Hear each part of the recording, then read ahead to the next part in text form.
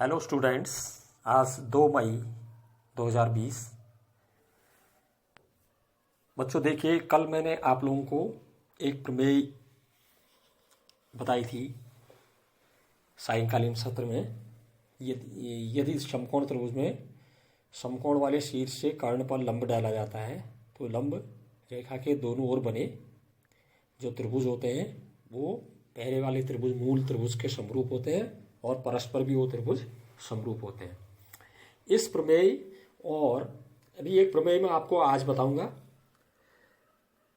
इन दोनों प्रमेय के आधार पर अगली हमारी प्रश्नावली होगी और उस प्रश्नावली के सवाल फिर हम हल करेंगे। लेकिन कल मुझे ये लगा, किसी बच्चे ने पूछा भी नहीं, मुझे थोड़ा सा ये लग रहा था कि 6.4 प्रश्नावली में एक चौथा प्रश्न में और बता दूं, क्योंकि यहाँ पर सर्वांग समता भी आ रही है। तो किसी बच्चे ने पूछा तो नहीं, लेकिन मेरे मन में आया, मैंने कहा पहले मैं इसको बताऊं तब मैं आगे बढ़ूं प्रमेय की ओर, पाइथागोरस प्रमेय की ओर। तो ये प्रश्न, चौथा प्रश्न 6.4 प्रश्नावली का, यदि दो समरूप त्रिभुजों के क्षेत्रफल बराबर हों तो सिद्ध कीजिए कि वे सर्वांग सम होते हैं। तो बच्चों इस प्रश्न में जो हमें ये दिया है कि दो त्रिभुज समरूप तो हैं और उनके क्षेत्रफल भी समान है, क्षेत्रफल भी उनके बराबर दिए हुए हैं। हमें सिद्ध करना है कि ये दो त्रिभुज सर्वांग सम होंगे। तो दिया क्या है, हमें दिया है त्रिभुज, हम मान लेते हैं दो त्रिभुज के नाम ABC लिख दिया मैंने, एक को PQR लिख दिया है।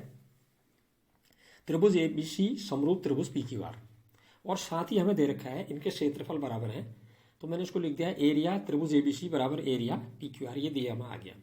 हमें ये सिद्ध करना है, सिद्ध कीजिए कह रहा है, त्रिभुज ABC सर्वांगसम त्रिभुज DEF। ठीक है, तो अब बच्चों हल बता रहा हूं मैं इसका।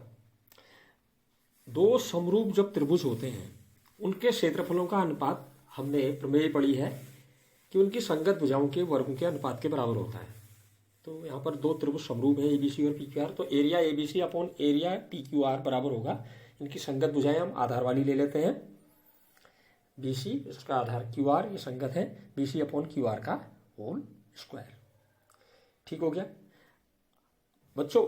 लेकिन हमें यहाँ पर एक चीज दिया हुआ है कि त्रिभुज ABC और PQR के क्षेत्रफल बराबर हैं, तो हमने इन क्षेत्रफलों को बराबर, हमने क्या कर दिया, ABC की जगह या तो एरिया PQR लिख दिया या एरिया PQR की जगह एरिया ABC लिख दिया। तो अगली लाइन में हमारा एरिया ABC मैंने ऊपर ऐसे लिख दिया लेफ्ट साइड में, अपॉन एरिया PQR की जगह भी एरिया ABC लिख दिया, क्योंकि एरिया इक्वल है दोनों के, is equal to right side में BC अपॉन QR का स्क्वायर। अब देखिए लेफ्ट हैंड साइड में दोनों इक्वल चीजें हैं, कैंसिल हो गई आपस में, 1 आ गया। तो BC अपॉन QR का स्क्वायर हमारे 1 के इक्वल आ गया। अब हम रूट निकालेंगे 1 का, तो 1 ही होता है, और स्क्वायर हटा देंगे बाई तरफ, तो BC upon QR is equal to 1। हमने 1 के अपॉन वो 1 लेकर के या डायरेक्ट भी कर सकते हैं, क्रॉस मल्टीप्लाई किया, BC is equal to QR। तो हमारा ये आ गया कि BC और QR जो होंगे ये बराबर होंगे, इनके मेजरमेंट भी इक्वल आएंगे। अब इन दो त्रिभुजों में फिर से देखते हैं। देखिए इनके, क्योंकि ये समरूप तो थे ही, तो संगत कोण तो बराबर होंगे ही। इनकी हमें यह भी पता चलेगा कि BC और QR भुजाएं बराबर भी आ रही हैं। त्रिभुज ABC और PQR में angle ABC is equal to angle PQR। क्यों? क्योंकि कोण ABC बराबर है कोण PQR, समरूप त्रिभुजों का संगत कोण है। अभी हमने सिद्ध किया है PC और QR भुजाएं बराबर, BC is equal to QR, ये हमने अभी सिद्ध किया है। और angle ACB is equal to angle PRQ, ये भी समरूप त्रिभुजों के संगत कोण है। तो यहाँ पर A शर्त से हमारे ये दो त्रिभुज सर्वांगसम भी आ रहे हैं, इसलिए त्रिभुज ABC सर्वांगसम त्रिभुज PQR। तो बच्चों ये सवाल मैं अपनी तरफ से सोचा, मैंने बच्चों को मैं बता दूं। अब आप लोग अगर कोई और प्रश्न पूछना हो तो भेजिए मेरे पास। अगली प्रमेय जो इस अगली प्रश्नावली में हमारी एक ये लगेगी, प्रमेय मैंने कल शाम बताई थी, ये पाइथागोरस थ्योरम है, इसको हमने समरूपता के आधार पर सिद्ध करना है। आप जानते हैं उसका कथन पाइथागोरस प्रमेय का, समकोण त्रिभुज में कर्ण का वर्ग शेष दो भुजाओं के वर्गों के योग के बराबर होता है। तो इसे हमने यहाँ पर समरूपता से हमने इसको सिद्ध करना है। तो बच्चों एक मैंने समकोण त्रिभुज ABC खींचा है यहाँ पर है, इसमें B कोण 90 डिग्री लिया है, शेष B ऊपर ले लिया मैंने, और यहाँ पर हमने ये सिद्ध करना है कि एंगल B समकोण त्रिभुज में 90 डिग्री का एंगल के सामने का कर्ण होता है। हमें सिद्ध करना है B के सामने AC भुजा है, कर्ण होगी AC स्क्वायर बराबर AB square plus BC square. ठीक है बच्चों। अब इसको हल करने के लिए कल मैंने एक प्रमेय बताई थी, उसका हम सहारा लेंगे। शीर्ष बी से हमने लंब डाल दिया बी डी पर, सॉरी ए सी पर बी डी, ठीक है। तो ये हमने रचना कर दी। रचना क्या की, शीर्ष बी से समभुजा ए सी पर लंब ए डी डाल दिया। अब त्रिभुज A B D left side में जब हमने लंब डाला, दो त्रिभुज और बन गए समकोण त्रिभुज ए बी डी और बी सी डी। तो कल हमने वैसे प्रूव किया, मैंने कल थ्योरम बताई है। त्रिभुज ए बी डी और त्रिभुज ए बी सी में अगर लें हम, छोटे त्रिभुज ए बी डी में और पुराना मूल त्रिभुज ए बी सी में है, दोनों समकोण त्रिभुज हैं। तो B angle B A D बराबर एंगल बी ए सी, क्योंकि ए एंगल जो है इनका उभयनिष्ठ है, और छोटे त्रिभुज का angle A D B 90 degree है और बड़े त्रिभुज का एंगल ए बी सी 90 है, ये भी इक्वल है। Angle A D B is equal to angle A B C, प्रत्येक समकोण है, ठीक है। तो दो दो कोण से ही बराबर होने से ये समरूप हो गए, अर्थात ए उप कसौटी से त्रिभुज ए डी बी समरूप त्रिभुज ए बी सी। सर्वांग समरूपता जो है उनके संगत कोणों के आधार पर, संगत भुजाओं के आधार पर ही लिखी जाएगी, क्रम वही रहेगा। तो यहाँ पर त्रिभुज ए डी बी समरूप त्रिभुज ए बी सी। तो बच्चों जब जैसे दो दो कोण बराबर हो गए, तीसरे स्वतः बराबर होते हैं। तो ये बताइए छोटे त्रिभुज का एंगल ए बी डी जो बच रहा है बी एंगल, और बड़े त्रिभुज का सी एंगल बच रहा था ए सी बी, ये भी इक्वल होंगे, ठीक है। तो उप कसौटी से हमारे ये दो त्रिभुज समरूप आ गए हैं। समरूप त्रिभुजों की संगत भुजाएं समानुपाती होती है। तो बच्चों हम संगत भुजाओं का अनुपात ले लेते हैं इन दो त्रिभुजों में, छोटे त्रिभुज ए डी बी और बड़े त्रिभुज ए बी सी में।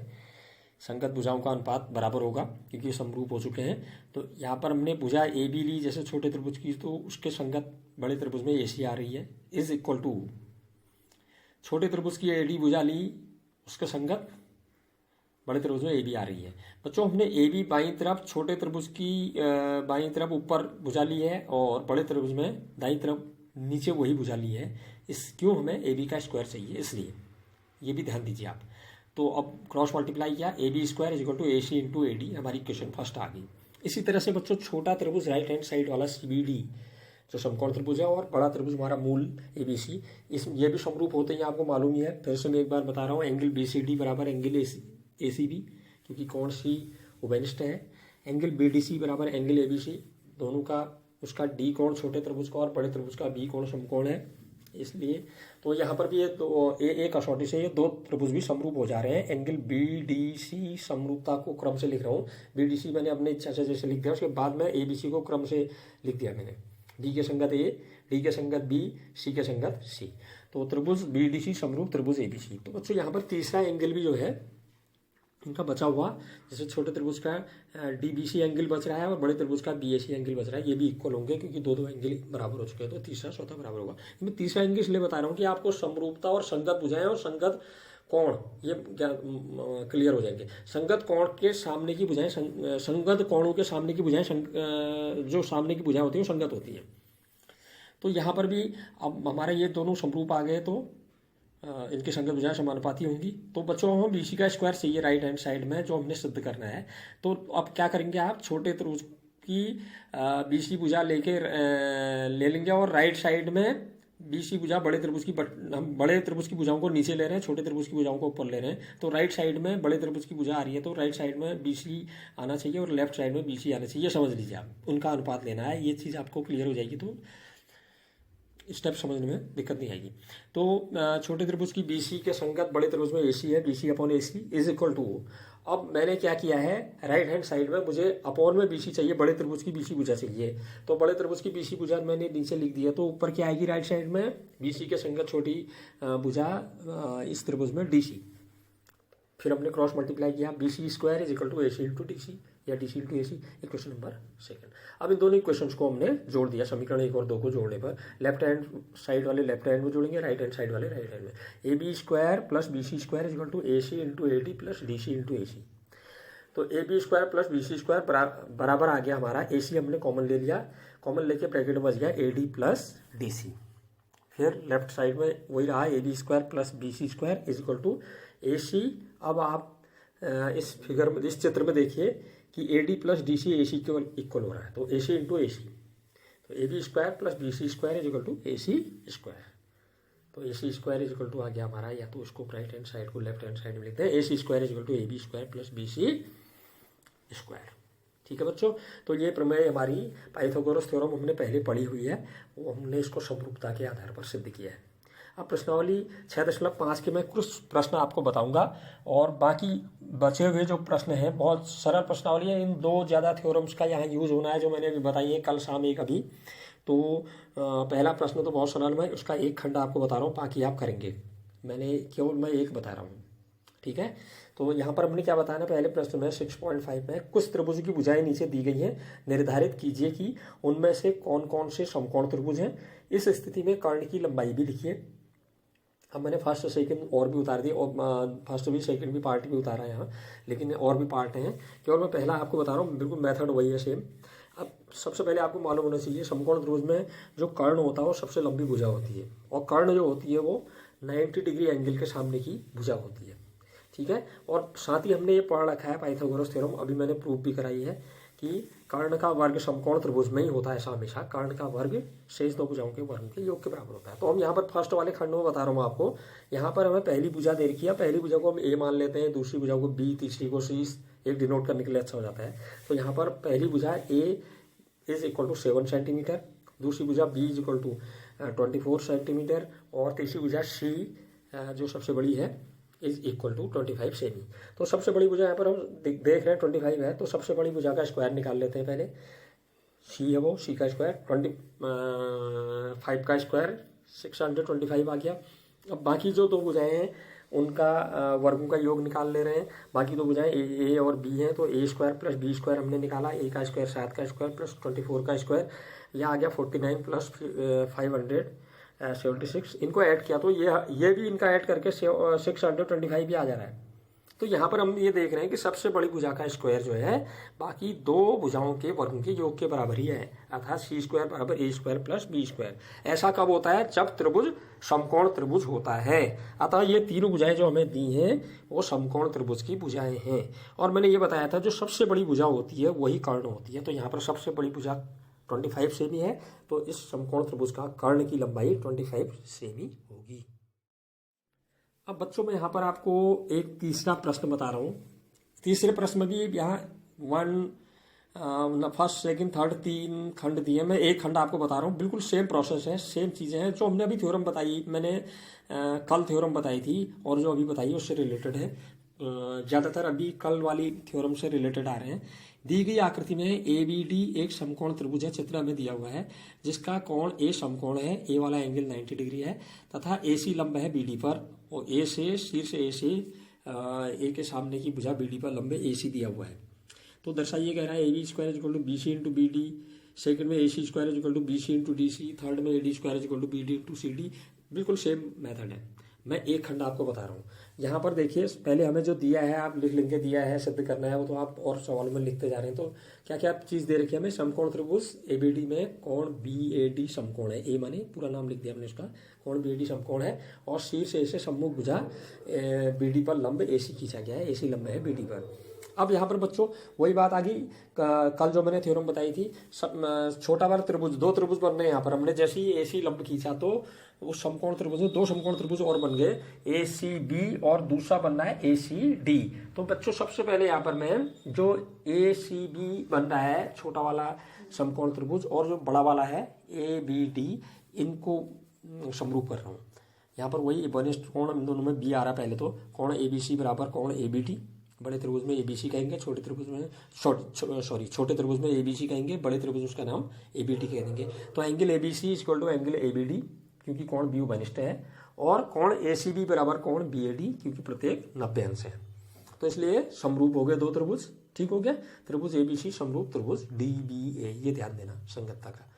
तो इनकी संगत भुजाएं समानुपाती होंगी। अच्छा एक चीज और बची, दो कोण बराबर होगा, तीसरा कोण भी बराबर होगा। फिर अब इनका तीसरा कोण क्या बचा है, छोटे त्रिभुज में बचा है हमारा बी ए सी, और बड़े त्रिभुज में बचा है एंगल ए डी बी, तो ये भी आपस में इक्वल होंगे। ठीक है, अब हम संगत भुजाओं का यहाँ पर अनुपात ले लेते हैं, क्योंकि ये वो अनुपात जो होगा समानुपात में होगा, समानुपाती होंगी भुजाएं, ये समरूप हो गए दो त्रिभुज। तो B C upon A B, छोटे त्रिभुज की हमने बी सी भुजा ले ली है, वो एंगल ए के सामने आ रही है उसमें, ठीक है, और एंगल ए जो है वो बड़े त्रिभुज में एंगल डी के बराबर है। तो उसके नीचे डी के सामने की भुजाएं, बड़े त्रिभुज में डी के सामने की भुजाएं ए बी आ गई। B C upon A B is equal to right hand side में, क्योंकि हमने ए बी का स्क्वायर लाना है तो राइट हैंड साइड में ऊपर ए बी आएगा, क्योंकि लेफ्ट हैंड साइड में नीचे ए बी आया है। नीचे हमने कौन सा त्रिभुज ले रहे हैं, हम बड़ा त्रिभुज की भुजाएं ले रहे हैं, और ऊपर छोटे त्रिभुज की भुजा। अब छोटे त्रिभुज की भुजा ए बी किस कोण के सामने है, छोटे त्रिभुज में बी ए बी सी जो त्रिभुज है छोटा वाला, उसमें ए बी जो है भुजा है वो 90 डिग्री के सामने है उसके। तो बड़े त्रिभुज में 90 डिग्री के सामने बी ए डी में 90 डिग्री के सामने बी डी है, तो राइट हैंड साइड में A B upon B D. अब इसको क्रॉस मल्टीप्लाई किया, A B square is equal to B C into B D. अब बच्चों मैं एक प्रश्न और ले रहा हूँ, बाकी खंड आप बनाएंगे तीसरे के। मैं 5वां प्रश्न ले रहा हूँ। यहाँ पर देखिए हमें दिया है एबीसी एक समद्विबाहु त्रिभुज है जिसमें एसी बराबर है बीसी, ये हमें दिया हुआ है। एसी और बीसी इसकी साइड से इक्वल है, और एक चीज और दी है, ए बी का स्क्वायर बराबर है 2AC के स्क्वायर के बराबर, ए बी स्क्वायर 2AC स्क्वायर के बराबर है। तो सिद्ध कीजिए कि त्रिभुज एबीसी एक समकोण त्रिभुज होगा। अब बच्चों समकोण त्रिभुज कब होता है, मैंने आपको बताया जब सबसे बड़ी भुजा का वर्ग शेष दो भुजाओं के वर्गों के बराबर आ जाता है। ऐसा समकोण त्रिभुज में ही होता है। पाइथागोरस थ्योरम का विलोम हमने पहले पढ़ा भी है, ठीक है। और त्रिभुज में ऐसा नहीं होगा। बाकी अधिक कोण त्रिभुज है, न्यून कोण त्रिभुज है, तो उसमें सबसे बड़ी भुजा का वर्ग लेंगे तो एक स्थिति में उन दोनों भुजाओं के वर्ग से के योग से कम आता है, एक स्थिति में वो उनके वर्गों के योग से ज्यादा आता है। केवल समकोण त्रिभुज की स्थिति में सबसे बड़ी भुजा का वर्ग शेष दो भुजाओं के वर्गों के योग के बराबर आता है। तो बच्चों यहाँ पर दिया गया हमें एक समद्विबाहु त्रिभुज दिया है एबीसी, जिसमें दो भुजाएं एसी और बीसी इक्वल है, और ए बी स्क्वायर बराबर है 2AC स्क्वायर के। हमें क्या सिद्ध करना है कि यह त्रिभुज एबीसी एक समकोण त्रिभुज होगा। तो बता रहा हूँ इसके स्टेप। तो सबसे पहले जो हमें दिया है वो देख लीजिए, ए बी स्क्वायर बराबर दिया है 2AC स्क्वायर। अब बच्चों यहाँ पर देखिए हमें दो दो भुजाओं का योग चाहिए कि यहाँ पर लेफ्ट हैंड साइड में ए बी आ रहा है, राइट हैंड साइड में केवल AC आ रहा है, BC का नाम ही नहीं है। तो हम क्या करेंगे, यहाँ पर AC और BC इक्वल है, आपको मालूम ही है। 2AC स्क्वायर को दो भागों में लिख देते हैं अलग अलग तोड़ के, AC स्क्वायर धन AC स्क्वायर, उससे हमारा बहुत सरल हो जाएगा। तो A B square is equal to 2AC square को दो भागों में तोड़ दिया, AC square plus AC square. अब हमें दिया हुआ है कि AC और BC इक्वल है, तो इन दोनों AC स्क्वायर में से एक AC स्क्वायर की जगह हम BC लिख सकते हैं। दोनों मत लिखिए, फिर दोनों में लिखेंगे फिर एक ही भुजा आएगी BC। तो AC is equal to BC एक जगह लिख दिया हमने, तो A B square is equal to आ गया, एक जगह मैंने AC की जगह BC लिख दिया, BC का स्क्वायर प्लस दूसरा AC स्क्वायर ऐसे लिख दिया है। तो यहाँ पर क्या आ रहा है कि AB भुजा का वर्ग BC भुजा के वर्ग और AC भुजा के वर्ग के योग के बराबर आ रहा है। ऐसा कब होता है, जब त्रिभुज समकोण त्रिभुज होता है। अतः यहाँ पर AB भुजा का वर्ग शेष दो भुजाओं BC और AC के भुजाओं के वर्ग के योग के बराबर है, अतः त्रिभुज ABC एक समकोण त्रिभुज होगा। अच्छा, यहाँ पर आप ये बता सकते हैं कि कौन सा कोण 90 डिग्री होगा, क्योंकि ए बी भुजा का वर्ग सबसे बड़ी भुजा, इसका मतलब ए बी है, क्योंकि उसका वर्ग बाकी दो भुजाओं के वर्ग योग के बराबर है, बाकी दो भुजाएं छोटी होंगी। ए बी में क्या चीज बची, अब ए बी सी त्रिभुज में तीन चीजें हैं, ए बी सी में सी छूट गया है पर, तो ए बी के सामने सी एंगल होगा, अर्थात इसका जो सी कोण है वो 90 अंश होगा। तो बच्चों आप आगे प्रश्न बनाइए, और कोई प्रश्न आपने पूछना है वो पूछिए, बढ़िया ढंग से दो थ्योरम का यूज करके आगे को बनाइए, ठीक है।